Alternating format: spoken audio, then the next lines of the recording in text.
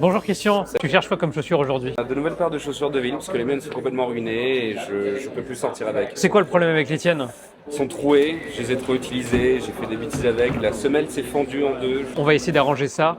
C'est quoi ton budget aujourd'hui? De préférence en dessous de 200 € et c'est parfait. Ok, parfait, allons-y. Alors Christian, je t'ai apporté deux paires de chaussures. Alors je connais un peu ta direction artistique. Toi, tu cherches quelque chose d'assez foncé. Yes. Tu vas pouvoir mettre au travail si j'ai compris. Yes. En fait, ce sont toutes les deux des Richelieu. La différence ici, c'est ici, ça va être un one cut. Et ici, on a un petit peu cette nouvelle couture un peu style brogue. Il n'y a pas beaucoup de différence entre les deux. Laquelle t'inspire le plus? À titre perso, je préfère celle-là.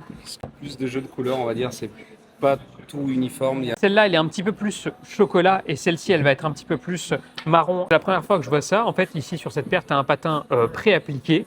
Donc en fait, tu n'auras pas besoin d'en mettre. Il faudra juste rajouter un fer dans une semaine. Et évidemment, on regarde toujours ces éléments-là avant d'acheter. Évidemment, on ne prend pas une chaussure avec la semelle qui est collée. Ici également, on voit qu'elle est cousue Blake. Donc c'est un des indicateurs importants d'une bonne qualité de chaussure. On reste quand même sur 200 €. On ne vient pas évidemment essayer de combattre des marques comme Crockett Jones, mais on a quand même une chaussure rapport qualité-prix et surtout pour toi qui prends soin souvent de tes chaussures. Enregistrez bien la vidéo pour avoir d'autres conseils comme celui-ci et envoyez à votre pote qui n'y connaît rien.